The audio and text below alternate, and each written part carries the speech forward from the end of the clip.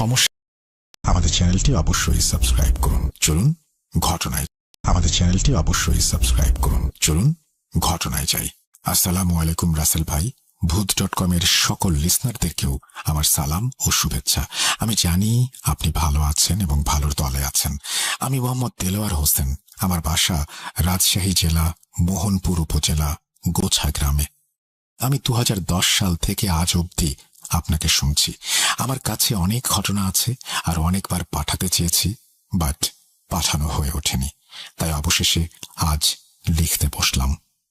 আজ আমি আমার বড় আব্বুর জীবনে ঘটে যাওয়া একটি সত্য ঘটনা আপনাদের সাথে শেয়ার করছি। যদি সিলেক্টেড হয় আপনি পড়ে শোনালে খুব খুশি হব। শুরুতেই আমি আমাদের গ্রামের বর্ণনা দিই, না হলে অনেক কিছুই বোঝা যাবে না।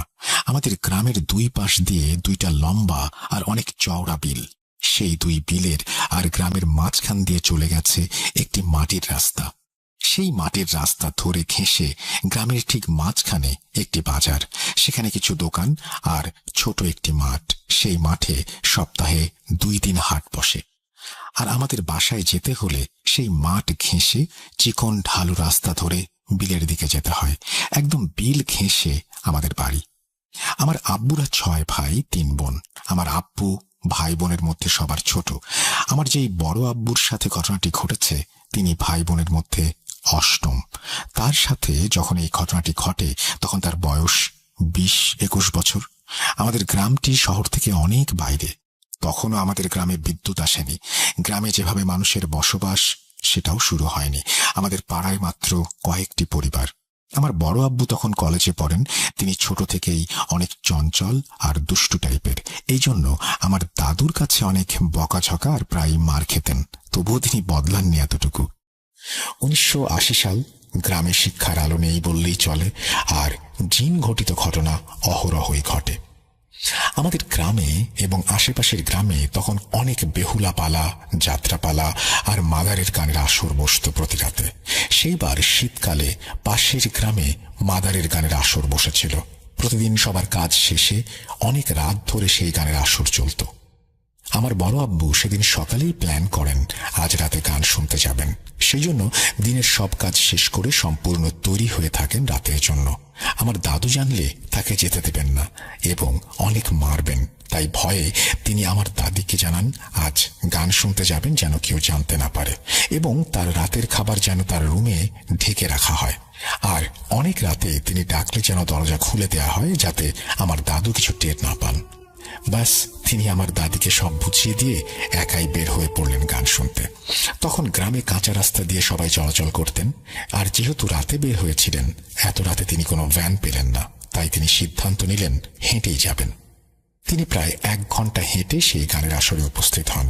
তিনি কোনো সমস্যা ছাড়াই সেখানে যান, আর তার কাছে কোনো কিছুই অ্যাবনর্মাল মনে হয়নি। গান শেষ হতে হতে রাত 2টা। তিনি গানের আসর শেষ হলে বাসায় আসার জন্য হাঁটা শুরু করলেন। তিনি ভেবেছিলেন যাওয়ার সময় হয়তো গ্রামে কারো না কারো দেখা পাবেন, কিন্তু তিনি অনেক খুঁজেও কাউকে না পেয়ে একাই হাঁটা শুরু করলেন। কিন্তু এবার আসার সময় কেমন যেন তার ভয় ভয় লাগছিল, গা ভারী হয়ে আসছিল। তাও তিনি সাহস রেখে হাঁটা শুরু করলেন। রাত তখন 3টা। চারিদিকে ধুধু অন্ধকার আর ঝিঁঝি পোকার ডাক, শিয়াল কুকুরের ডাক। রাস্তার ধারে তেমন কোনো বাড়ি নেই। এভাবে কিছুক্ষণ হাঁটার পর তিনি আমাদের গ্রামের সেই বাজারের একদম কাছে চলে আসলেন। তিনি বাসায় আসার জন্য সেই মাঠের কিনারা দিয়ে ঢালু রাস্তায় পা বাড়াতেই হঠাৎ খেয়াল করলেন এতক্ষণ তিনি যেই খুটখুটে অন্ধকারে হাঁটছিলেন, হঠাৎ যেন সেই গা ছমছম করা অন্ধকার নেই। মনে হচ্ছে ভরা পূর্ণিমার আলোতে সব যেন ঝকঝক করছে। তিনি ভাবলেন তাহলে কি সকাল হয়ে গেছে? কিন্তু এত দ্রুত কিভাবে অন্ধকার থেকে সকাল হবে?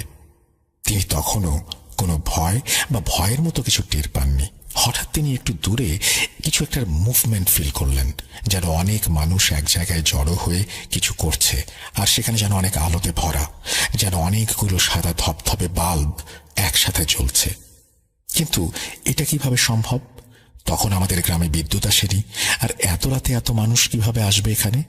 তার অজান্তেই যেন গা ঠান্ডা হয়ে আসছিল।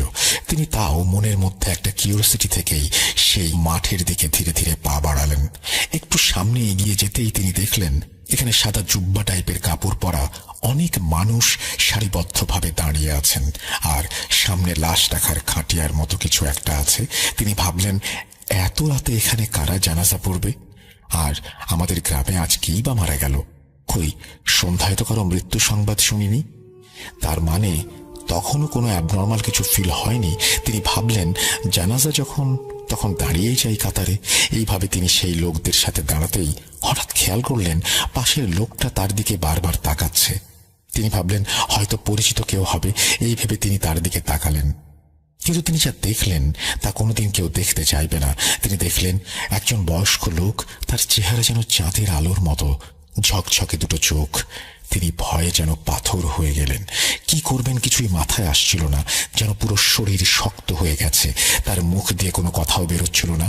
হঠাৎ বড় আপু লক্ষ্য করলেন সেই লোকটা তাকে হাতের ইশারায় বাড়ির রাস্তা দেখাচ্ছেন, যেন বলতে চাচ্ছেন, তুমি বাসায় চলে যাও, এখানে থেকো না, এক্ষুনি যাও। হঠাৎ বড় আব্বুর পা যেন তার অজান্তেই সেই ঢালু রাস্তার দিকে অনেক জোরে জোরে চলতে শুরু করলো। তিনি দৌড়াতে শুরু করলেন।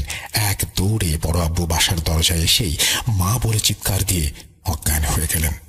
কিন্তু বড় আব্বু নাকি দৌড়ানোর সময় একবারও পেছনে তাকাননি। তার চিৎকার শুনে আমার দাদু দাদি সবাই অনেক দ্রুত ঘর থেকে বের হয়ে আসলেন।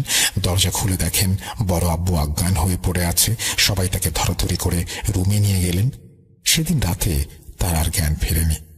পরদিন সকালে যখন তার জ্ঞান আসে, সবাই জিজ্ঞাসা করেন কি হয়েছিল তার সাথে। বড় আব্বু সবাইকে সবকিছু খুলে বলেন। সব শুনে আমার দাদু আব্বুকে অনেক বকাঝকা করলেন, আর আমার দাদিকেও কেন সে যেতে দিয়েছে এই নিয়ে অনেক বকলেন।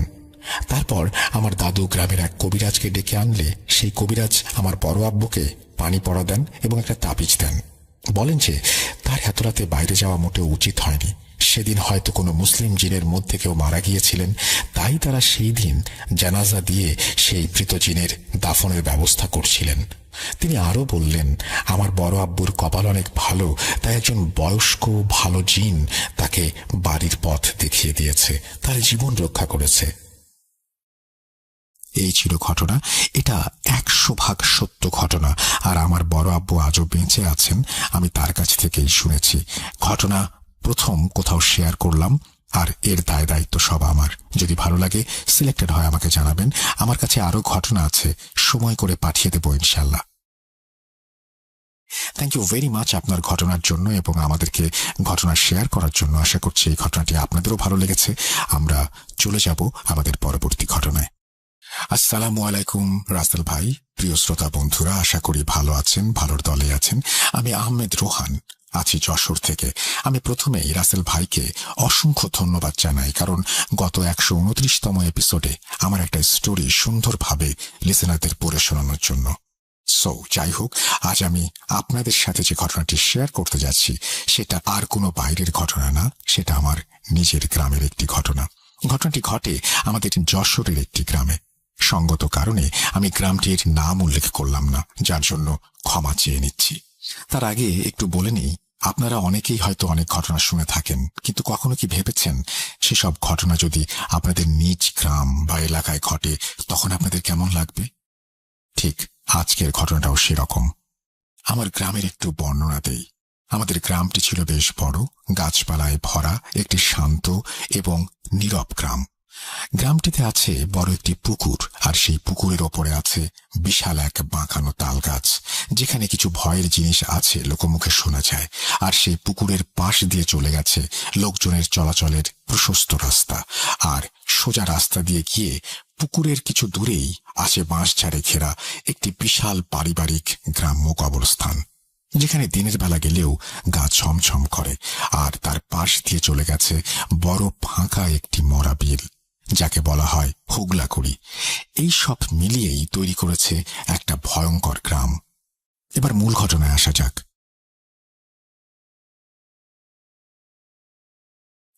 ঘটনা 1। সময়টা ছিল বর্ষাকাল, দিনটি ছিল বৃহস্পতিবার। গ্রামের একটি লোক নাম রমিজ মিয়া একজন ইজি বাইক চালক। সে রাত 1টা পর্যন্ত বাইক চালিয়ে গ্রামের রাস্তা ধরে বাড়ির দিকে আসতে শুরু করে।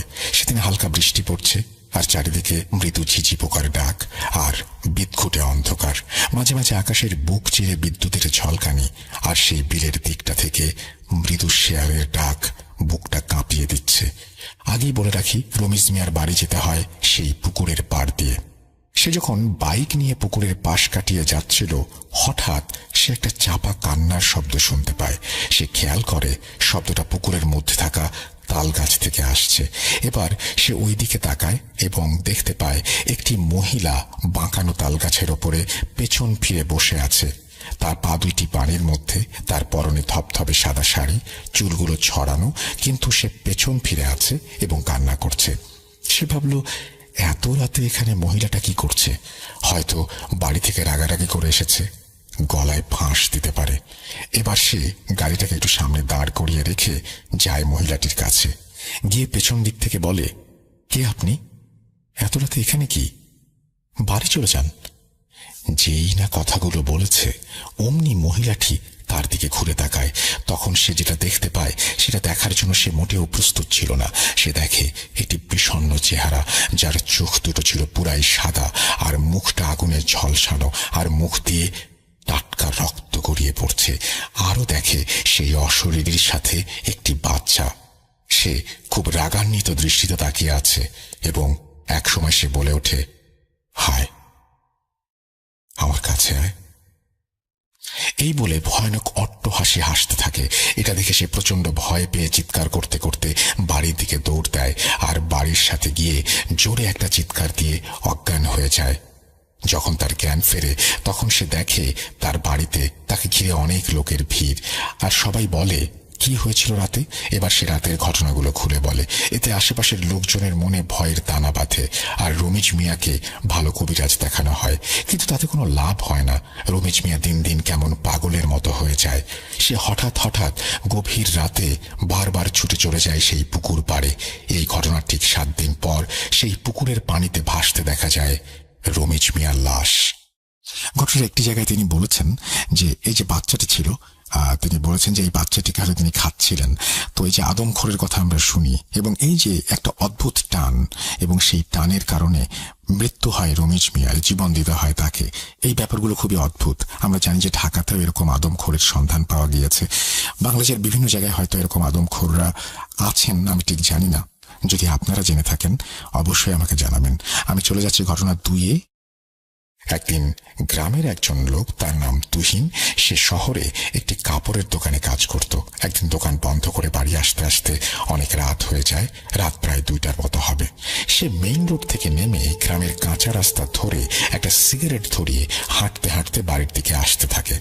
সে যে রোড দিয়ে আসছিল, যেহেতু সময়টা বর্ষাকাল ছিল, রাস্তাটি ছিল প্রচুর কর্দমাক্ত।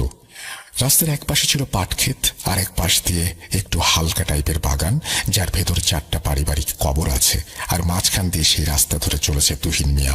তার আগে একটু বলে নেই, তুহিন মিয়া ছিল খুব সাহসী এবং কিছু প্যারানর্মাল বিষয়ে অভিজ্ঞ।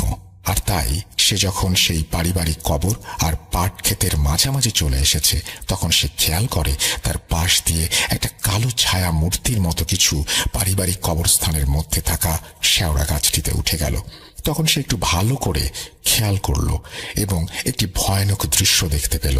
সে দেখে চাঁদের আবছা আলোয় একটি যুবতী মেয়ে, বিভৎস, গায়ে কোনো কাপড় নেই, চোখের কুটুরিতে চোখ নেই, পুরো খালি, চুলগুলো এলোমেলো, তার হাতে একটি কালো রঙের দড়ি নিয়ে দাঁড়িয়ে আছে। সেই বিভৎস অবয়বটি সেই শেওড়া গাছ থেকে নেমে তার দিকে এগিয়ে আসে। এটা দেখে সে প্রচন্ড ভয় পায় এবং মনে মনে ভাবে তার সাথে আজ খারাপ কিছু ঘটতে চলেছে। সে মনকে শান্ত করে, সূরা কালাম পাঠ করতে থাকে এবং নিজে শরীরটা বন্ধ করে নেয়। এরপর তাকে ঘিরেই একটি বড় বৃত্ত এঁকে ফেলে। তারপর সেই বৃত্তের মধ্যে সে দাঁড়িয়ে যায়। এতে দেখা যায় সেই বিভৎস অবয়বটি তার কাছে আসতে পারছে না। সে খালি হাতে থাকা দড়িটি নিয়ে তুহিন মিয়ার গলায় পরাতে চাচ্ছে, কিন্তু পারছে না। এভাবে সময় যেন যাচ্ছেই না। তুহিন মিয়ার গলা শুকিয়ে এসেছে সূরা পড়তে পড়তে। এভাবে কতক্ষণ কেটেছে বুঝতে পারছে না। এক সময় সব শান্ত হয়ে যায়। দূরের মসজিদ থেকে ভেসে আসে ফজরের আজান এবং নারীরূপী সেই অবয়বটি রাগান্বিত হয়ে কর্কশ কণ্ঠে বলে আজকে তাকে ছেড়ে দিয়েছে বা সে বেঁচে গেছে। ঘটনা 3। একদিন এক রাতে আমাদের এলাকার খুব পরহেজগার একজন মানুষ ঈশার নামাজ পড়ে ঘুমিয়ে যান। প্রতিদিনের মতো গভীর রাতে ঘুম থেকে ওঠেন তাহাজ্জুদের নামাজ পড়ার জন্য। সে সময় বাইরে থাকা টিউবওয়েলটিতে অজু করার জন্য যান। হঠাৎ ঘোড়ার পায়ের শব্দ শুনতে পান। তিনি ভাবেন এত রাত্রে ঘোড়া আসবে কোত্থেকে। একটু কৌতূহলী হয়ে তার বাড়ির সামনের রাস্তায় তিনি তাকান। তারপর এক ভয়ানক দৃশ্য দেখতে পান। তিনি দেখেন একটি মাথাবিহীন ঘোড়া তার দিকে এগিয়ে আসছে। ঘোড়াটি গজগজ করতে করতে সামনে এগিয়ে আসছিল এবং তার সামনে দিয়ে দৌড়ে হুগলাকুড়ি বিলটার দিকে গেল। মাথাবিহীন ঘোড়া, এটা দেখে তিনি প্রচন্ড ভয় পান এবং সে রাতে আর নামাজ পড়েন না। পরবর্তীতে শোনা যায় এরকম দৃশ্য অনেকেই রাতে দেখেছে এবং খুব বাজেভাবে ভয় পেয়েছে। ঘটনা 4। একদিন রাতে আমাদের গ্রামের এক ব্যক্তি, তার নাম হাসান মিয়া, যার বাড়িটি ছিল বাঁশবাগানের কাছেই রাস্তার ধারে। একদিন অনেক রাতে হাসান মিয়ার স্ত্রীর হঠাৎ বাইরে যাওয়ার প্রয়োজন হয়। সেদিন বাইরে ছিল জ্যোৎস্না রাত। যেহেতু অনেক রাত, সেই কারণে কাউকে না ডেকে একাই যান বাইরে। যখন তিনি রাস্তার পাশে থাকা টিউবওয়েলের কাছে এসেছেন, তখন একটু ঝুমুর বাজার শব্দ শুনতে পান। শব্দটা ক্রমাগত বাঁশবাগানের দিক থেকে বাঁচতে বাঁচতে হঠাৎ তার বাড়ির সামনে এসে থেমে যায়। এবার তিনি রাস্তার দিকে মুখ করে তাকান এবং যেটা দেখেন সেটা দেখার জন্য তিনি মোটেও প্রস্তুত ছিলেন না। তিনি দেখেন একটা লাল শাড়ি পরা যুবতী মেয়ে, যার চোখ দুটো মনে হচ্ছে জ্বলন্ত আগুনের পিণ্ড। চাঁদের আবছা আলোয় তিনি আরো দেখতে পান তার মুখটা অনেকটা মানুষের মতো, আবার অনেকটা শেয়ালের মতো তার দিকে এক দৃষ্টিতে তাকিয়ে আছে। এটা দেখে তিনি প্রচন্ড ভয় পান, একটা চিৎকার দিয়ে অজ্ঞান হয়ে যান। সকালে যখন তার হুঁশ ফেরে, তখন তিনি রাতের সব কথা খুলে বলেন এবং এই ঘটনার পর থেকে প্রতি রাতে মধ্যরাতেই তিনি ওই শব্দ শুনতে পেতেন। শোনা যায় এই শব্দ অনেকেই শুনতে পেয়েছে। শব্দটি খেয়াল করলে বোঝা যায় সেই বাঁশবাগানের মধ্যে উঠে লোকজনের চলাচলের রাস্তা ধরে পুকুর পাড় দিয়ে সোজা সেই বিলের দিকে শব্দটা চলে যায়। ঘটনা 5। একদিন রাতে আনুমানিক 11টার মতো হবে, তখন গ্রামের একটা ছেলে গ্রামের সেই বাঁশবাগানের ওপরের রাস্তা ধরে হেঁটে যাচ্ছিল দোকানে। একটি জিনিস কেনার প্রয়োজন ছিল তার। সে যখন বাঁশবাগানের ঠিক মাঝামাঝি চলে এসেছে, খেয়াল করে বাঁশবাগানের ভেতরে দাও দাও করে আগুন জ্বলছে। এটা দেখে খুব ভয় পেয়ে যায়। সে মনে মনে ভাবে, এত রাতে বাঁশবাগানে আগুন জ্বলছে কেন? সেটা দেখতে যাওয়ার সাহস হয় না তার। সে দৌড়ে গ্রামের মসজিদের হুজুরের কাছে যায় আর সাথে গ্রামের অনেক লোকজনদেরকে ডেকে নিয়ে আসে দেখানোর জন্য। সবাই এসে এই দৃশ্য দেখতে পায়। হুজুর সহ সবাই যখন কাছে যায়, তখন সবাই দেখতে পায় বাঁশবাগানের ভেতরে থাকা একটি পুরনো কবরে আগুন জ্বলছে। সেটা দেখে সবাই অনেক ভয় পায়। সবাই বলে, হায় হায়, কি অলক্ষণে কাণ্ড। এবার হুজুর একটু এগিয়ে গিয়ে জোরে জোরে সূরা পাঠ করেন এবং 3 বার কবরটিতে ফু দেন। সাথে সাথে আগুন নিভে যায়। নিভে যাবার পর সবাই যখন বাড়ি ফিরে আসতে যান, তখনই সবাইকে অবাক করে দিয়ে কবরটিতে আবারও আগুন জ্বলতে শুরু করে। হুজুর সহ সকলেই অনেক ভয় পান এবং অনেকে সেখান থেকে দৌড়ে পালান। হুজুর আবার সেরকম দোয়া পড়ে ফু দেন এবং আগুন নিভে যায়। আবারও পেছনে ফিরে যাওয়ার সময় আগুন জ্বলে ওঠে। এরকম 3 বার একই ঘটনা ঘটে। শেষবার হুজুর যখন সূরা কালাম পড়ে আজান দেন, তখন আগুন নিভে যায়। আর আগুন ধরতে দেখা যায় না। সবাই তারপর সেখান থেকে চলে আসে, আর দিনের বেলাতেও কেউ ওই দিকটায় যায় না। রাসেল ভাই, এই ছিল আমাদের গ্রামে ঘটে যাওয়া কিছু বিশেষ ঘটনা। এখনো এরকম কিছু ঘটনা ঘটতে দেখা গেছে। অনেক হুজুর কবিরা জানা হয়েছে গ্রামে, কিন্তু আজ পর্যন্ত এসব ঘটনার কোনো সলিউশন পাওয়া যায়নি। জানি না আসলে ঘটনাগুলো কতটা ভয়ের, কিন্তু ঘটনাগুলো আমাদের গ্রামে ঘটে যাওয়া সমস্ত ঘটনা। ভালো লাগলে লিসেনারদের পড়ে শোনাবেন। এই বলে তিনি তার ঘটনা শেষ করেছেন। আহমেদ রোহান রেগুলার লেখেন আমাদেরকে এবং তিনি লেখেন যশোর থেকে। আপনারা যারা এতক্ষণ পর্যন্ত আমাদেরকে শুনলেন, তাদেরকে অসংখ্য ধন্যবাদ। এখন আমরা এমন কিছু ঘটনায় যাব যে ঘটনাগুলো হয়তো আগেও শুনেছেন। কথা না বাড়িয়ে সেই ঘটনাগুলোতে যাওয়া যাক।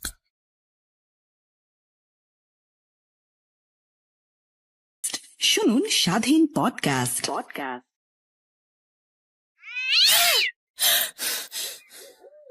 আজ আবার শুনতে পাচ্ছেন শব্দটা? ভয়ের আরেক নাম ভূত.com with Russell। যেভাবে লেখা আছে আমি সেভাবেই পড়ছি। আমার নাম সুজয়া, দিল্লি থেকে।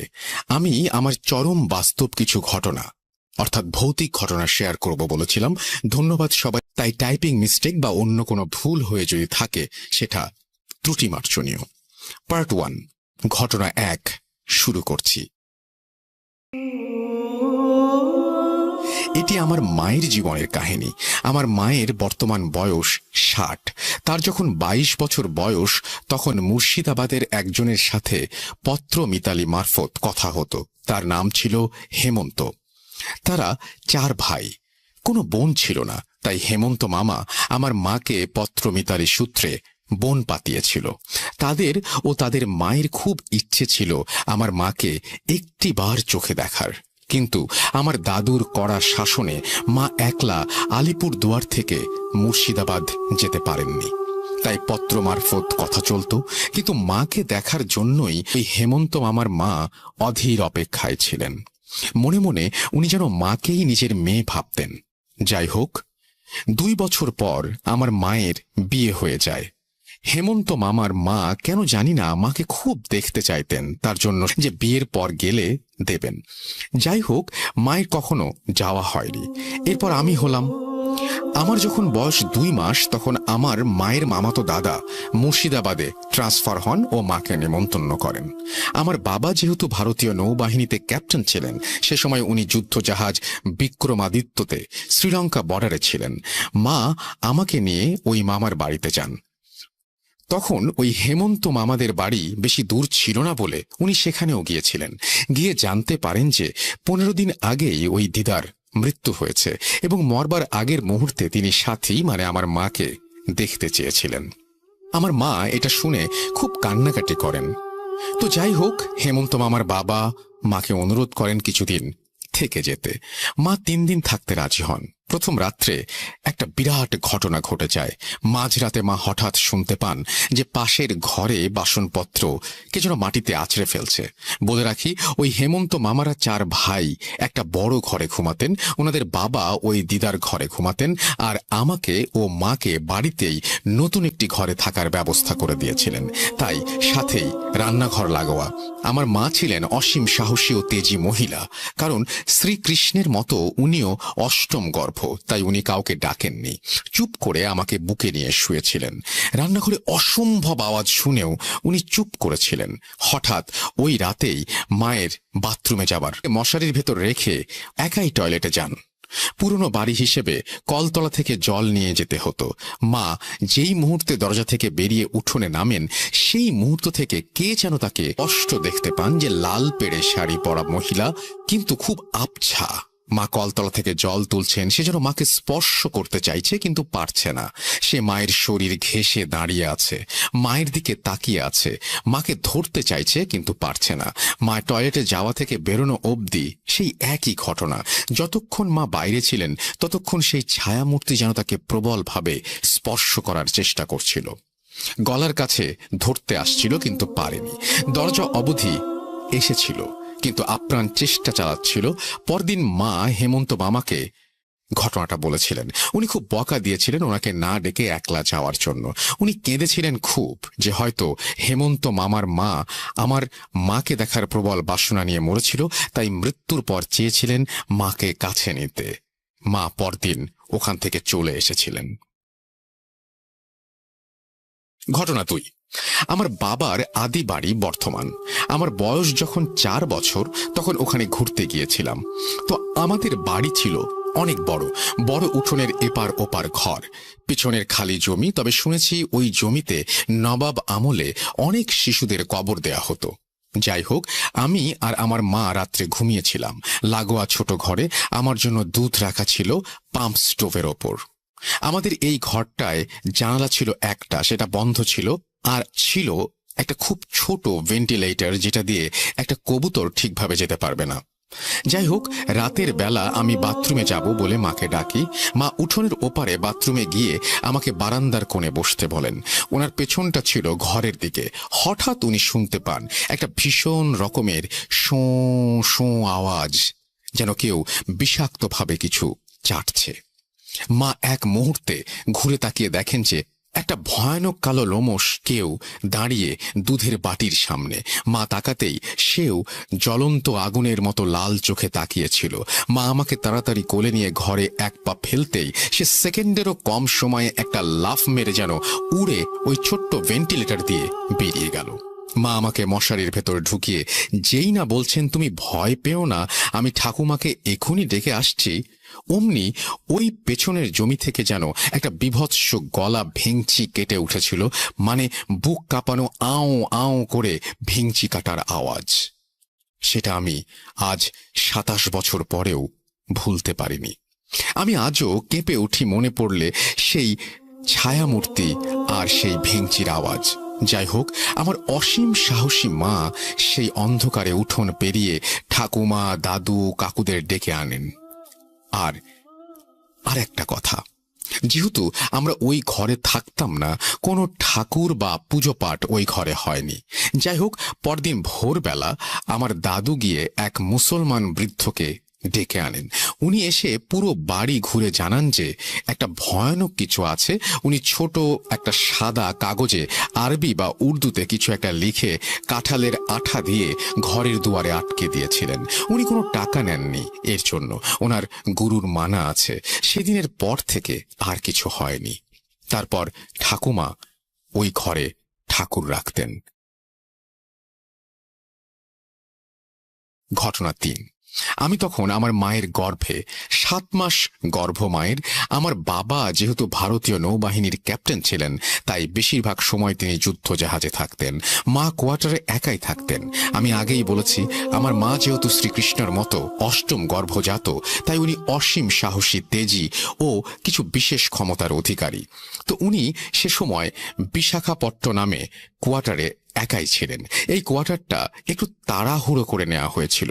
বাবার ট্রান্সফার হয়েছিল, আর পরদিনই যুদ্ধ জাহাজ বিক্রমাদিত্যতে বাবা চলে যান মিয়ানমারের উপকূলে। মা একলা ছিলেন ওই কোয়ার্টারে। খুব গরম ওখানে। মা কোয়ার্টারে ঢোকার সময় লক্ষ্য করেন যে গোটা ঘরটা বেশ কালো, মানে দেয়ালগুলো ধোঁয়া জ্বলা কালো মতো। কিন্তু মা কাউকে কোনো কিছু বলতে পারেননি, কারণ ওটা ছিল 7 তলায়, আর ওই ফ্লোরে 2জন সাউথ ইন্ডিয়ান ব্যাচেলার ছাড়া আর কেউ থাকতো না। তো মা তাই জানতে পারেননি। বিকালের পর থেকে কেমন একটা লাগতে থাকে মায়ের। মনে হয় ঘরটা যেন ধোঁয়া ধোঁয়া লাগছে। সন্ধেবেলা ক্যান্টিন থেকে বয় এসে খাবার দিয়ে চলে যায়। মা সমুদ্রের দিকে জানালার সামনে একটা আরাম কেদারায় বসেছিলেন। যত সন্ধ্যা বাড়তে থাকে মনে হয় ঘরটা যেন ধোঁয়ায় ঢেকে যাচ্ছে।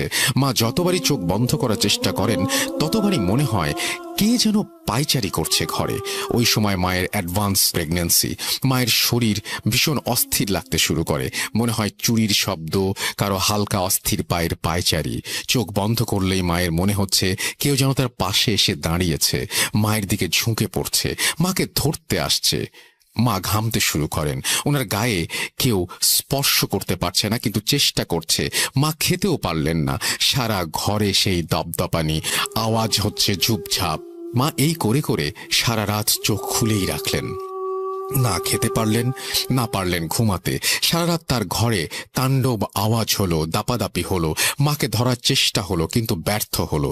ভোরের আলো ফুটতেই মা কোনো মতে চোখ খুলে জল দিয়ে ওই অবস্থাতেই বেরিয়ে পড়লেন বাবার অফিসে। পৌঁছেও গেলেন। ওখানে মাকে দেখে সবাই দৌড়ে এলো। মাকে সুস্থ করা হলো। ওইখানেই মা জানতে পারলেন যে গত 1 মাস আগে ওই কোয়ার্টারে একজন সাউথ ইন্ডিয়ান নেভি অফিসারের বউ প্রেগনেন্ট অবস্থায় গায়ে আগুন লাগিয়ে সুইসাইড করেছিল। ওই কোয়ার্টারে তারপর তালা লাগানো ছিল। বাবা তাড়াহুড়ো করে ওটাই নিয়েছিল। পরে বাবা ক্ষমা চেয়েছিল, কিন্তু মায়ের শরীরও মনের দিক থেকে বিরাট একটা ঝড় বয়ে গিয়েছিল সেই রাত্রে। সেই দিনই মাকে অন্য কোয়ার্টারে নিয়ে যাওয়া হয়েছিল।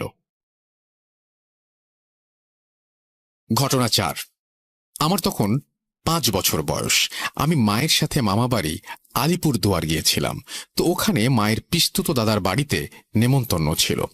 মামা বাড়ি ওই বাড়িটা থেকে হেঁটে 10 মিনিট। তার মাঝখানে একটা খোলা ছোট জায়গা। শুনেছি ওইখানে নাকি রাজনৈতিক দাঙ্গার সময় অনেক খুন হয়েছিল, এবং পাড়ার একজন দিদা মেয়ের ওপর রাগ করে গায়ে আগুন দিয়ে জ্বলতে জ্বলতে ওই খোলা জায়গায় এসে মরেছিল। তো যাই হোক, ওই পিস্তুত মামার বাড়ি থেকে খেয়ে সেই মামা মামি আমাদের এগিয়ে দিতে এসেছিলেন মামা বাড়ি অবধি। তখন রাত 11টা। খুব নির্জন রাস্তা, কিন্তু যেই ওই খোলা জায়গাটার কাছাকাছি আসলাম আমি বলে বোঝাতে পারবো না কি বিভৎস আর্তনাদ মেশানো শব্দ হচ্ছিল।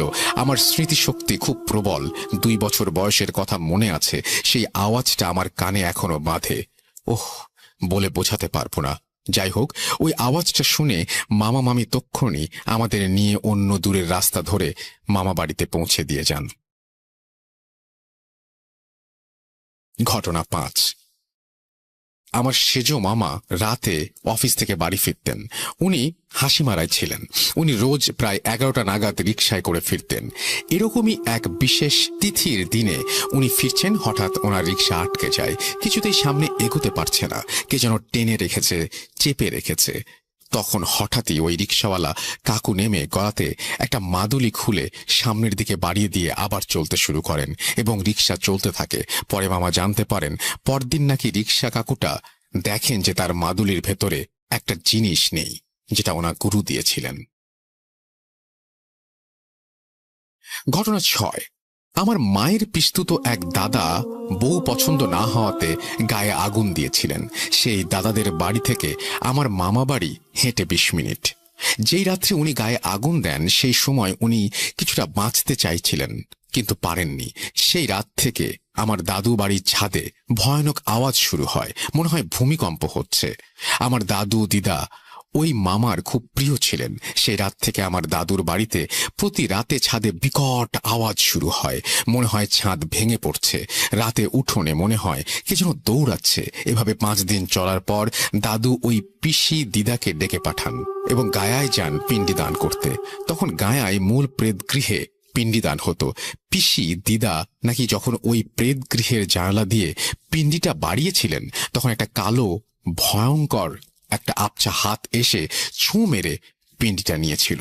সেই রাত থেকেই আমার দাদু বাড়িতে ওই তাণ্ডব বন্ধ হয়ে যায়। ঘটনা 7। আমার আরেক পিস্তুত মামার আংশিক খুন হয়েছিল। মানে ভরা বাজারে এক গুন্ডা ওনার পায়ের মূল শিরা কেটে দিয়েছিল। ডাক্তাররা বলে দিয়েছিলেন উনি 6 মাস অবধি বাঁচবেন পঙ্গু হয়ে। উনি দেখতে খুব সুন্দর আর সমাজসেবী ছিলেন। এই ঘটনার পর বাড়ির সবার খুব মন খারাপ হয়ে যায়। মাসের মাথায় হঠাৎ ওনার দাদার বিয়ে ঠিক হয়। উনি বিছানাতে শুয়েই কাঁদতে কাঁদতে বলেন যে ওনার তো বিয়ে হতে পারল না, তাই যে দাদার বিয়ে হচ্ছে সেই বৌদিকে উনি সঙ্গে করে নিয়ে যাবেন। সবাই মৃত্যু পথযাত্রীর মজার কথা ভেবেছিল। তার 1 মাস পরে উনি মারা যান। 45 দিনের আতুর উঠিয়ে ওই মামার বিয়ে হয়। মামি হাই স্কুলের টিচার ছিলেন। তো বিয়ের 10 দিন পর মামি একদিন অন্ধকার কুয়োতলায় বাসন মানে চায়ের বাসন ধুতে যান। বাকিরা গল্প করছিল। হঠাৎ ওই মামিকে কে যেন বৌদি বলে ডাকে। মামি সাড়াও দেন। ঘরে ফিরে জানতে চান কে ডেকেছিল, কিন্তু সবাই বলেন যে কেউ ডাকেনি। তার পরদিন সকালে ওনাকে মৃত অবস্থায় পাওয়া যায়। সারা শরীরে বড় বড় ফোস্কা পড়েছিল। বিখ্যাত ডাক্তারও কিছু ধরতে পারেনি, পোস্টমর্টেমেও কিছু ধরা পড়েনি। ঘটনা 8। আমি তুলা রাশি ও বাংলায় মীন রাশি। প্রচুর দেবতার স্বপ্নে আমার জন্ম। আমার নজর ইত্যাদি খুব তাড়াতাড়ি লাগে। অনিয়ম, নোংরা বা অস্পৃশ্য কিছু সহ্য হয় না। আমি একবার এক মাসির বাড়িতে ঘুরতে গিয়েছিলাম। মা আর বাকিরা গল্প করছিল। আমি একটা অন্ধকার কলতলায় হাত ধুতে চাই। হঠাৎ কেউ যেন স্পষ্ট আমার নাম ধরে ডাকে। আমার আশেপাশে কেউ দাঁড়িয়ে আছে 3 বার, কিন্তু আমি ঘুরে তাকালেও সাড়া দেইনি। ঘরে ফিরে জানতে চাই কে ডেকেছিল। মা তখনই কিছু বুঝে যান ও আমাকে জড়িয়ে ধরেন। পরে জানতে পারি ওই মাসির শাশুড়ি একবার আমায় দেখতে চেয়েছিলেন, কিন্তু উনি হঠাৎ মারা যান। আমরা চেন্নাইতে ছিলাম তখন। ঘটনা 9। চেন্নাইতে আমি আমার মেজো মামার বাড়ি কিছুদিন ছিলাম ছুটিতে। আমার বয়স তখন 7। সেখানে সবার অনেক বড় বড় ছড়ানো উঠোন গাছ ভরা ছিল। আমার মামার বাড়ির পাশের বাড়ির সাথে তার পাশের বাড়ির লোকেরা কি নিয়ে যেন প্রকাণ্ড ঝগড়া। সাউথের সবাই আর আমিও উঠোনে দাঁড়িয়ে ঝগড়া শুনছি। একটু ভিড় হয়েছিল। হঠাৎ দেখি একটু দূরে একটা ছোট পেয়ারা গাছের নিচে কে যেন দাঁড়িয়ে আছে চুপচাপ। বেশ লম্বা, রোগা, কিন্তু যুবক মতো। সাদা ধুতি গোটা গায়ের শরীরে জড়ানো। সে সামনে আসছেও না, নড়ছেও না। আমি ঝগড়া ফেলে ওই দিকেই তাকিয়ে আছি। হঠাৎ মনে হলো সে যেন আমার দিকেই তাকিয়ে আছে, কারণ বডির দিকটা পরিবর্তন হয়েছে, কিন্তু বোঝা যাচ্ছে না। আমি প্রায় 10-15 মিনিট তাকিয়ে রইলাম। স্পষ্ট দেখলাম সেও যেন তাকিয়েছে। ধীরে ধীরে ঝগড়া কমলো, ভিড় কমলো, কিন্তু শেষ ফুরল না। বেপরোয়া হয়ে উঠলাম আমি। মামাদের চোখ এড়িয়ে ওদিকে এগোলাম, কিন্তু আমি যতই এগোই দেখি সে যেন অস্থির হয়ে সরে যাচ্ছে, কিন্তু ভেসে ভেসে। আমি যতই এগোই সে যেন ভয় পেয়ে ভেসে ভেসে সরে যায়। আমি গাছতলাটা ছাড়িয়ে গেলাম, দেখি সেও পেছনের একটা খোলা জমিতে সরে যাচ্ছে। আমি প্রাচীরের সামনে দাঁড়ালাম, সেও জমির অনেকটা দূরে সরল, কিন্তু মনে হলো সে অস্থির, কিছু একটা বাধা পেয়েছে। হঠাৎ পেছন থেকে মামা ডাকছে। আমি মামাকে বললাম, কিন্তু মামা বলল না, কিছু বকলো আমাকে। আমি আজও জানতে পারিনি কে বা কি ছিল সেটা। ঘটনা 9। আমি একবার বর্ধমানে আমার পৈতৃক বাড়িতে ঘুরতে গিয়েছিলাম বড় হয়ে। তখন আমার 9 বছর বয়স। এক পিসির বাড়ির পেছনের বারান্দায় দাঁড়িয়েছিলাম। আমি আসলে অন্ধকারটা একটু পছন্দ করি, এটা আমার জিনগত। যাই হোক, বারান্দায় দাঁড়িয়েছি, হঠাৎ দেখছি সামনের একটা বাগান থেকে জীবন কাকু দাঁড়িয়ে, লুঙ্গি আর পাঞ্জাবি পরা, যেটা উনি খুব পরেন। আমাকে ডাকছেন মনে হলো। আমি চোখ বন্ধ করে চোখ খুললাম, কেউ নেই। আবার এক মুহূর্ত পরেই দেখলাম জীবন কাকুকে, কিন্তু একটু সরে গেছেন উনি সাইডে, সেই ভাবেই ডাকছেন। আমি বারান্দা থেকে নামতে যাব, মায়ের আবছা গলার আওয়াজ পেলাম। আমি পিছিয়ে এলাম, দেখলাম কেউ নেই সামনে। আমি দৌড়ে সামনের দরজা দিয়ে জীবন কাকুদের বাড়িতে গিয়ে দেখি উনি ছাত্র পড়াচ্ছেন। আমি আর ভাবতে পারিনি। আমি আজও জানি না কি হয়েছিল ওটা। ঘটনা 10। আমি আর আমার মা দিল্লির কোর্টে একটা কাজে গিয়েছিলাম। তখন ছুটি চলছিল, মনেই ছিল না কিছু অ্যাডভোকেট তাদের চেম্বার খুলতেন। তো আমরা আলোচনার জন্য একজনকে জিজ্ঞেস করি। উনি একটু দূরে ছিলেন, অপেক্ষা করতে বললেন। আমরা 5 তলায় দাঁড়িয়ে আছি, অনেক বন্ধ চেম্বার ওখানে। আমরা একটা বন্ধ চেম্বারের সামনে দাঁড়িয়েছি, নির্জন, লোক প্রায় নেই। হঠাৎ আমি দেখছি সামনের বন্ধ চেম্বারের দরজাটা যেন ভয়ানকভাবে কেউ ভেতর থেকে টানছে, ধাক্কাচ্ছে। বাইরের দরজাটা ভীষণ নড়ছে। মাকে দেখালাম, উনি এগিয়ে গেলেন। কিছুক্ষণ চুপচাপ দরজাটা দেখে আবার সেই রকম শুরু হলো, যেন প্রবল বেগে কেউ ধাক্কাচ্ছে, টানছে। মা হঠাৎ দরজার ওপর হাত রেখে তালাটা ধরলেন, যেন মনে হলো কেউ বাধা পেল। মা দাঁড়িয়ে রইলেন। হঠাৎ আমাদের ওই অ্যাডভোকেট পেছন থেকে ডাকলেন। পরে জানতে পারি ওই চেম্বারে একজন সিনিয়র অ্যাডভোকেট হার্ট অ্যাটাকে মারা যান। উনি ভেতরে কাজ করছিলেন, ওনার একজন ক্লায়েন্ট ওনাকে মৃত অবস্থায় পান। সর্বশেষ ঘটনা। আমি তখন লেখাটা বুঝতে পারি, আমি তখন ভাড়া থাকি কোন একটা জায়গায় বলছেন, এবং তারপরে তিনি বলছেন যে বাড়ি থেকে ইউনিভার্সিটিতে অনেকটা দূর। তো একদিন রাত হয়েছিল সেমিনার থেকে ফিরতে, সেখানে থাকতাম, সেটা একটু ভেতর দিকে, লোক কম। আমি বাস থেকে নেমে হেঁটে আসছিলাম অনেকটা। হঠাৎ এসে দেখি বাড়ির রাস্তাটা নেই। আমার এই পাড়াটা খুব গোছানো, কিন্তু একটু সেকেলে। কিন্তু সেই রাস্তাটায় দেখলাম আধুনিক এবং আওয়াজ হচ্ছে খুব। তখন রাত 12টা। আমি পিছিয়ে এসে আবার একই দিকে হাঁটলাম, কিন্তু এবার দেখি রাস্তাটা নেই, চারিদিকে শুনশান, পুরনো লেন। হঠাৎ মনে হলো কেউ বা কারা যেন আমাকে ঘিরে ধরেছে। আমি ঘামছি, কিন্তু ভয় পাবো না ঠিক করেছি। মনে হলো একটা অদৃশ্য ভিড় আমাকে ঘিরে ধরেছে। আমি ভোঁ ভোঁ একটা আওয়াজ পাচ্ছি, কিন্তু দমটা চাপা লাগছে। আমি বুঝতে পারছি আমি এগোতে চাইছি, ভিড়টা বিরক্ত হচ্ছে, তারা চাইছে না আমি যাই। আমি দেখতে পাচ্ছি তাদের, কিন্তু বুঝতে পারছি না। আমাকে তারা চেপে ধরতে চাইছে, কিন্তু পারছে না। আমাকে ঘিরে ক্রমে আমি চিৎকার করতে চাইছি, কিন্তু পারছি না। আমি হঠাৎ মাকে ডাকলাম মনে মনে, জানি না কতক্ষণ ডাকলাম। হঠাৎ চোখ খুলে দেখি আমি আমার বাড়ির আগে আপেল গাছের নিচে দাঁড়িয়ে আছি। আমি এক দৌড়ে আমার বাড়ির দরজায় পৌঁছে কলিং বেল বাজালাম। মা আমাকে দেখেই চমকে উঠলেন। আমাকে পাগলের মতো লাগছিল। এরপর থেকে মা আমাকে বাস স্টপে নিয়ে যেতেন রোজ, সেখানে একটা পার্কে অপেক্ষা করতেন। আর ছোট কয়েকটি ঘটনা আছে আমার এই জীবনের। এই বাস্তব তিক্ত ভৌতিক কাহিনী কেমন লাগলো আপনাদের আমাকে জানাবেন। সবাই ভালো থাকবেন। অগ্রিম ধন্যবাদ সবাইকে। আমাকে জানাবেন আপনাদের কিরকম লেগেছে, আমি শান্তি পাবো। এই ছিল ঘটনা। Thank you very much. আপনি ঘটনাগুলো অনেক ছোট ছোট করে লিখেছেন, এটা একটা নতুন স্টাইল, আমি এই জন্যই পড়লাম, এবং আমি জানি না যে কেমন লেগেছে আপনাদের। যদি ভালো লাগে ডেফিনেটলি আপনারা আমাদেরকে জানাবেন যে কেমন লেগেছে। আমি অপেক্ষায়, ওনার মতো আমিও অপেক্ষায় থাকলাম, এবং আশা করছি অবশ্যই আপনারা জানাবেন। এবং আপনারাও আমাদেরকে এরকম ঘটনা পাঠাবেন। আমাদের ইমেল অ্যাড্রেস তো জানেনই, আমাদের ইমেল অ্যাড্রেস হচ্ছে russell.booth.com@gmail.com। আপনার নাম, ঠিকানা এবং ফোন নাম্বার সহ আপনার জীবনে ঘটে যাওয়া বা আপনার জানা সেরা ঘটনা লিখে পাঠিয়ে দিন আমাদের কাছে। ঘটনার শুরুতে অবশ্যই উল্লেখ করুন যে ঘটনাটি আপনি স্টুডিওতে এসে শেয়ার করতে চান, নাকি আপনি চান আপনার ঘটনা আমরা পড়ে শোনাই। যারা দেশের বাইরে রয়েছেন তারা সরাসরি অডিও ক্লিপ করে পাঠাতে পারেন বা লিখেও পাঠাতে পারেন। এটা কমপ্লিটলি আপনাদের ব্যাপার যে আপনি কিভাবে পাঠাবেন। অপেক্ষায় থাকলাম আপনার ঘটনায়। চলে যাচ্ছি আমাদের পরের স্টোরিতে।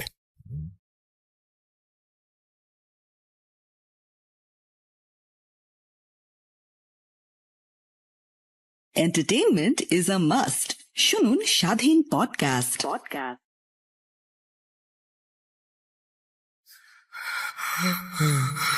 কেন কেন তুমি আসো? আমি শুধু তোমার সাথেই থাকতে চাই।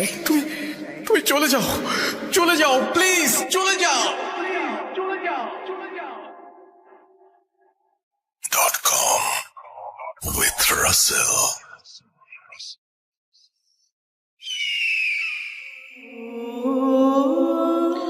আসসালামু আলাইকুম রাসেল ভাই, আশা করি আপনি ভালো আছেন আল্লাহর রহমতে। আর আশা করি পেন্ডিকের মধ্যে সবাই খুব ভালোভাবে আছেন। তো শুরুতে আমি আমার একটু পরিচয় দিয়ে নিই, কারণ এখানে আমার পরিচয়টা খুবই জরুরি। নার্সিং প্রফেশন নিয়ে এটা ব্যাকগ্রাউন্ড কাহিনীর। আমার নাম হচ্ছে সোহেল, আমার বাড়ি ত্রিপুরাতে, কিন্তু বর্তমানে কর্মরত আমি কলকাতাতেই থাকছি। কিন্তু ঘটনাটি যেটাই ঘটেছে সেটা হচ্ছে ব্যাঙ্গালোরে। যখন আমি কলেজে পড়তাম, ওটা আমার ফাইনাল ইয়ার একটি ঘটনা। এই ঘটনাটা আমার সঙ্গে ঘটেনি, ওটা আমার একটা জুনিয়র সঙ্গে ঘটেছিল, বড় প্রত্যক্ষদর্শী আমি। তো আমি কথা না বাড়িয়ে গল্পে চলে যাচ্ছি। সালটা হচ্ছে 2018 সেপ্টেম্বর মাসের ঘটনা। ডেটটা মনে নেই, বাট ওটা দিনটা শুক্রবার ছিল। তো আমাদের এই সেপ্টেম্বর শেষের দিকে এক্সাম আসছিল, ফাইনাল ইয়ার এক্সাম ছিল। তো আমরা একদম প্রিপারেশন নিচ্ছিলাম, স্টাডি হলিডে ছিল। তো ভোর 10টার দিকে আমাদের কলেজ থেকে আমাদেরকে ডেকে পাঠায়। আমাদের হোস্টেল আর কলেজ পাশাপাশি। তো আর বলে রাখি রাসেল ভাই, আমাদের এখানটায় আমাদের ফাইনাল ইয়ার ব্যাচের মধ্যে আমরা শুধু 5 জনই ছেড়েছিলাম। আর এর মধ্যে 2 জন থাকতাম হোস্টেলে, 3 জন থাকতো পিজিতে। তো আমাদেরকে ম্যাক্সিমাম মানে প্রিন্সিপাল অথরিটি যেই আসতেন মেনলি আমাদের সঙ্গে কথা বলতেন, আমাদেরকে ডাকাতেন। তো হঠাৎ করে এই 10টার দিকে কল আসে আমরা যে ম্যাম ডেকেছেন যেতে হবে। তখন আমরা দুটো বেরিয়ে যাওয়ার পথে নিচে আমাদের জুনিয়র গুলোকে পেলাম। ওরা বলছিল যে দাদা তাড়াতাড়ি যান, ওখানটায় তো একটু সমস্যা হয়ে গেছে। আমাদের ওই জুনিয়র ছেলের নাম বলছিল, আমিও নামটা বলছি না, ওই সময় একটু ম্যাম ডাকছে আপনাকে। তো আমরা তাড়াতাড়ি করে গেলাম। যাওয়ার পর ম্যাম বললো, আমাদেরকে বললো, দেখো এই এই স্টুডেন্ট এই ইয়ারের সমস্যা হচ্ছে। দেখো তুমি তো মুসলিম, তুমি তো জানো তোমাদের কি কি হয় না হয়, আমরা ঠিক বুঝতে পারছি না। তুমি একটু ওই জুনিয়রকে জিজ্ঞেস করে তোমাদের যা করতে হয় তুমি একটু করে একটু বুঝে দাও। তো আমি আর আমার রুমমেট দূরবন্ধু একসঙ্গে গিয়ে ওখানটায় ওদের ক্লাসে ঢুকলাম। ঢুকে ওদের সঙ্গে কথা বললাম। তো যার সঙ্গে করো না, ওই ছেলেটা তখন ওখানটায় ছিল না, ওকে ওর বন্ধুরা ওখান থেকে বের করে কলেজের গ্রাউন্ড ফ্লোরে এনে রেখেছিল একটা রুমে। ওরা 4-5 জন ওর সঙ্গে ছিল। তো ওখানটায় গিয়ে আমরা জানতে পারলাম যে হয়েছিল, ওই ছেলেটা আমাদের সকাল 9:15 কলেজ স্টার্ট হতো। তো 9:15 কলেজে ঢুকে ঠিকঠাক তো 9:20-25 মধ্যে স্যার ম্যাডাম যিনি থাকতেন ঢুকে যেতেন ক্লাসের মধ্যে। কিন্তু ওই দিন হয়তো 5 মিনিট লেট হচ্ছিল। এর মধ্যে ওই যার সঙ্গে ঘটনা, ওর জুনিয়র ছেলে ওর বেঞ্চমেটকে বলল যে দরজার বাইরে জানালার উপরে একটা অ্যাপেল রাখা আছে, ওটা নিয়ে আমি খাবো। তো ও বললো যে ঠাট্টা করছে, ফাজলামো করছে। তারপর ও গিয়ে সত্যি সত্যি একটা অ্যাপেল দেখতে পেলো ওখানটায়। ওটা নিল হাতে নিয়ে, অনেকটা অবাক হলো। কারণ আমরা আসলে ওই যে হাইব্রিড যে অ্যাপেল গুলো দেখি ওগুলো অনেক বড় হয়, অ্যাপেল পাই তৈরি করতে অনেকগুলো, ওইসব ওগুলো মানে তৈরি করে না, ওই বড় বড় হাইব্রিড রকম অ্যাপেল ছিল। বাট ও হাইব্রিড অ্যাপেল থেকে খানিকটা বড় ছিল। তো ও একটু মানে ইতস্ত বোধ করে তাও নিয়ে ওকে দিয়ে দেয়। ও জিজ্ঞেস করে তুই কি করে জানলি, এর ওখানটা ছিল। আমরা কেউ দেখতে পারিনি। এমনকি মানে ও বললো ওটা আমাকে আমার বন্ধু দিয়েছে খাবার জন্য। তো বেশ, ওর হাতে ও দিয়ে দিয়েছে, ও তো বললো আমাকে খাওয়াস। ও বললো না, ওটা তুই খেতে পারবি না, ও এমনটা বললো। তারপর ও ওটাকে পুরো একা নিজে হাতে নিয়ে, আমরা যদি 3টে বাইট নিয়ে যতটা শেষ করে দিতে পারবো, ও প্রথম বাইটে অতটা শেষ করে দিল। তা দেখে ওর সঙ্গের ছেলে একটু ঘাবড়ে গেছিল। ও বলছিল কি রে, কি হয়ে খাচ্ছিস, তুই কি রাক্ষস হয়ে গেছিস নাকি, এমনটা বলছিল ওরা। ওটা খেয়ে তারপর ওর ওর বেঞ্জনের কাছে জল চাইলো, তোরা জল দিল।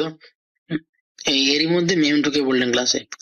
ম্যাম ছিলেন, তো ও এর মধ্যে সবাই ম্যাম অ্যাটেন্ডেন্স করছেন, ও এর মধ্যে বিড়বিড় করে কি বলছে।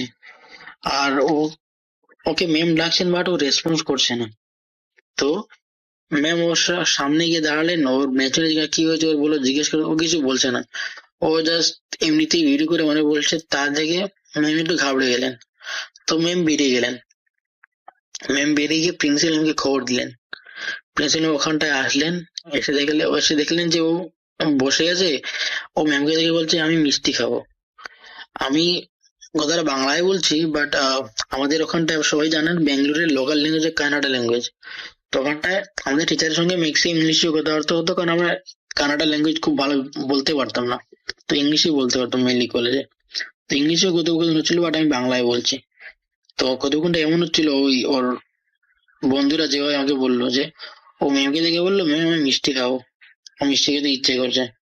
তারপর ম্যাম নিজের ওখান থেকে 50 টাকা দিয়ে ওর রুমে বেঞ্চমেটকে পাঠালেন, বলে 4টে মিষ্টি নিয়ে আসো। তো বেঙ্গলুরে সেই ওরকম ভালো মিষ্টি পাওয়া যায় না, সবাই জানেন যে ওই রসগোল্লা আসলে কিছু পাবেন না। তখনটায় এই ওগুলা পাওয়া যায় যেগুলো নর্মাল সুইট পাওয়া যায়, ওগুলো আনলো, ও খেলো। খেয়ে এই বলতো এই জল খেলো, জল খেয়ে ম্যামকে থ্যাংক ইউ বললো। তারপর ও বসে কোরআন তেলাওয়াত করা শুরু করলো। তো মানে ও, হ্যাঁ, ও ছেলেটা ভালো, ও নামাজ পড়তো রোজ, ও এই ঠিকঠাক মতো এই ভালোভাবে পড়াশোনা করতো, সব ঠিকঠাক ছিল ওর। কিন্তু মানে ও এত ভালো যে মানে ওই কোরআন তিলাওয়াত করতে পারে, তা আমাদের কেউ জানা ছিল না ওখানটায়। ছোট থাকলে ভাই জানেন যে সবাই সবাইটা জেনে যায় কি কিরকম ছেলে, ব্যবহার কিরকম, কি জানে, তো ওরটা জানা ছিল না। তো তা দেখে ম্যাম একটু ঘাবড়েলেন। তো তারপরই ম্যাম আমাদেরকে খবর দিলেন। তারপর আমরা ওখানটায় গেলাম। তারপর গিয়ে আমরা ওদের সঙ্গে যেটা জানতে পারলাম, তারপর ওরা ওই অ্যাপেলটা নিয়ে একটা ডাস্টবিনে ফেলে দিয়েছিল। তো আমরা যতক্ষণে গিয়েছিলাম তার মধ্যে ওর বন্ধুরা ওর সঙ্গে কথা বলছিল, যারা ছিল। মেয়েরা তো তখন ঘাবড়ে একদম শেষ, তো ছেলেরাই কথা বলছিল মেনলি। তো ওর সঙ্গে বলতে ও বলছিল ওর বন্ধুদেরকে, এই তোরা কি যাবি আমার সঙ্গে আমাদের বাড়ি? তো ওর বন্ধুরা বললো হ্যাঁ, এইবার ছুটিতে বাড়িতে গেলে অবশ্যই তোর বাড়িতে যাবো না কেন, বেড়াতে যাবো নিশ্চয়ই। বলে না না, আমি ওখানটার কথা বলি না, আমার বাড়ি বলছি, যাবি তোরা, নিয়ে যাবো তোদেরকে, সন্ধ্যাবেলা আসবি, এরকম বলছিল। তো ওরা বললো কি বলছে, কি মাথা খারাপ হয়েছে না, এটাই ভাবছিল। তারপর ওরা ওকে ওই ক্লাসে সবাই ভয় পাচ্ছিল বলে নিচে নিয়ে গেল। তারপর আমাদেরকে ডাকলো, তারপর আমরা ওখান থেকে ওকে নিয়ে গেলাম। আমাদের ওখান থেকে মসজিদটা হেঁটে গেলে 2 মিনিট, খুবই কাছে ছিল। তো আমরা ওখানটায় গেলাম, দিনটা শুক্রবার ছিল, আগেই বলেছি। তো আমরা ভেবেছিলাম যে ইমাম সাহেবকে পেয়ে যাবো, কিন্তু পাইনি। ওখানটায় গিয়ে দেখি শুধু আমাদের মুয়াজ্জিন সাহেব আছেন। তো যাওয়ার সময় যে ঘটনা, তা আমাকে একটু বলি। ও যাচ্ছিল ভালো ভালো, ও বললো যে আমাদের বললো যে সোহেল ভাই দেখো ওরা কি বলছে, আমি কি জানি কি বলছে, ম্যামকে কি বললো আমি জানি না, আমাকে বলছে মসজিদে নিয়ে যেতে, জুম্মার টাইম হয়নি, আমি স্নান করিনি, এখন কেন যাবো, জুম্মা তো একটা, এখন তো বাজে বেলা 10টা, পরে গেলেই তো হতো না। তো আমি ওকে বুঝলাম ঠিক আছে ভাই চল যাই দেখে আসি, মসজিদ সাহেব ডেকেছেন তাই যাবো আমার ওখানটায়। তো গিয়ে মশা কি বেরান, তো মসজিদ সাহেব দেখে বললেন হয়তো ওর সঙ্গে কিছু খারাপ কিছু লেগেছে বা কিছু হয়েছে ওর। তো উনি শুধু এটা পানি পোড়া দিয়ে দিলেন, বললেন যে এ, জুম্মার টাইমে যখন আসবে ওকে নিয়ে আসবে, তখন এই মাসে থাকবেন, তখন উনি দেখে বলে দেবেন। তো ঠিক আছে, আমরা ওই তো একটা ঘটনা ওখানটায় বলি কি হয়েছে। আমরা বললাম মসজিদে চল, ও রাজি হয়ে গেল, ঠিক আছে। বাট গেটে ঢোকার একটু আগে, মসজিদে ঢোকার আগে ও বেহুশ হয়ে গেল। ওখানটায় মসজিদ সাহেব আসলেন, তারপরে আমরা ওকে নিয়ে গিয়ে তারপরে একটু জল টল খাইয়ে ঠিকঠাক করে তারপরে উনি জল পোড়া দিলেন ওকে, বেরিয়ে এলাম ওখান থেকে। তারপর যে ঘটনা হচ্ছে, আমি যেহেতু ভূত শুনি, তো সবারই একটু ওই ভূত কৌতূহলটা থাকে, তো সেটা আমারও ছিল। তো আমি কলেজে গিয়ে ওই অ্যাপেলটা কোথায় ফেলেছে ওরা, আমি ওটা দেখতে চাইলাম। তো আমি গিয়ে দেখি অ্যাপেলটা ওরা যে ডাস্টবিনটা বেরিয়েছে, তো ওখানটায় আরো অন্যান্য বিস্কিট ছিল, তারপরে ওই ব্যানানা পিল ছিল, ওগুলো সবগুলো ছিল। তো ওগুলা সবগুলাতে পিঁপড়ে ধরে গেছে, কালো পিঁপড়ে ধরেছে। বাট শুধুমাত্র ওই অ্যাপেলটাতে কোনো পিঁপড়ে ধরে নেই। আপনি সাধারণত কোনো অ্যাপেল বা কিছু খাবার জিনিস রাখুন, পিঁপড়ে চলে আসবে 5 মিনিটের মধ্যে, তা তো গ্যারান্টি। কিন্তু ওখানটা ওই অ্যাপেলটার মধ্যে পিঁপড়ে ছিল না। তো আমি এটা কাগজে মুড়িয়ে ওটা নিয়ে এসেছি। তারপর আমি ও গ্রাউন্ড ফ্লোরে থাকতো, আমরা ফার্স্ট ফ্লোরে থাকতাম। তো গ্রাউন্ড ফ্লোরে ওর যে রুমমেট, আমি ওকে কলেজ থেকে বের করে আনি যে ওকে রুমে নিয়ে যা, স্নান টান করি, তারপর আমরা ওকে মসজিদে নিয়ে যাবো। তো ওরা দুজন একসাথে গেল। তারপর আমি ওকে বললাম যে অ্যাপেলটা আমি তোর রুমে রাখছি, আমার রুমে নিচ্ছি না, যাওয়ার সময় নিয়ে যাবো, মজা ইমাম সাহেবকে দেখিয়ে দেবো। তাই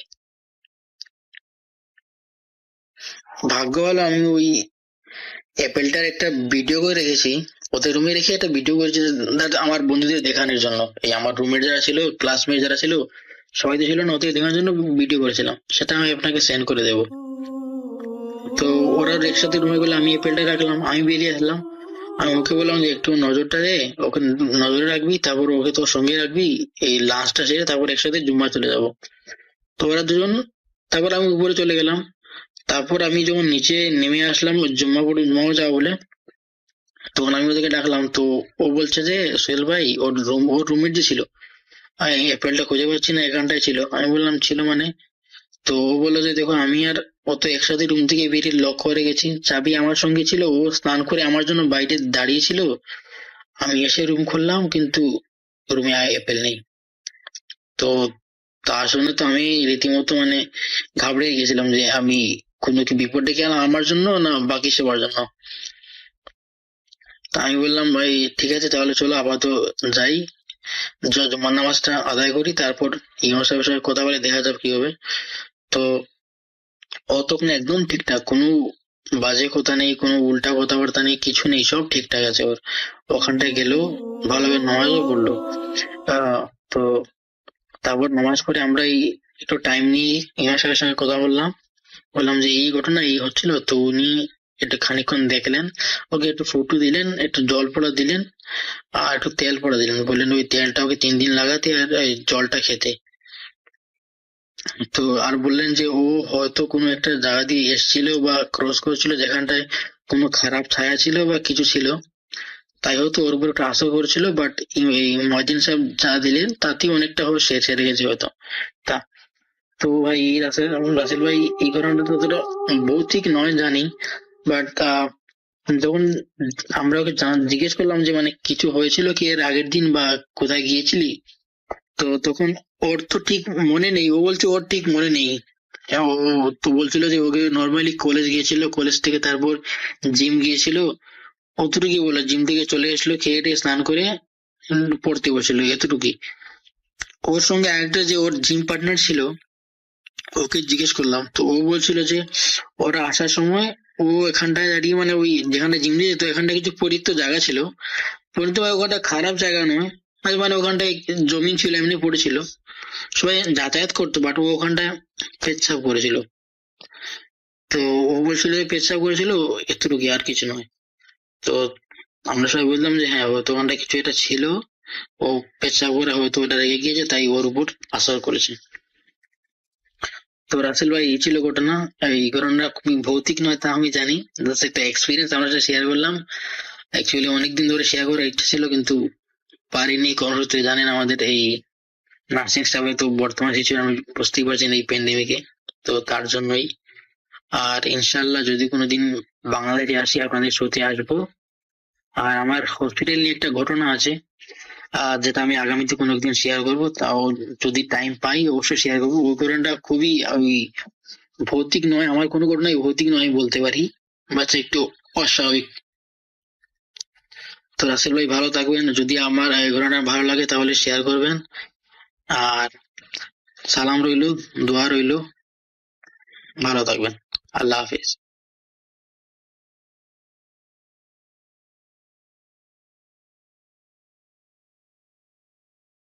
Entertainment is a must. শুনুন স্বাধীন পডকাস্ট।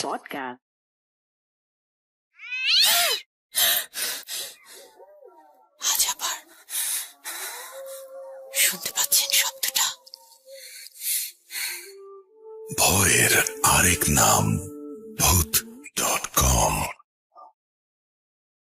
with Russell.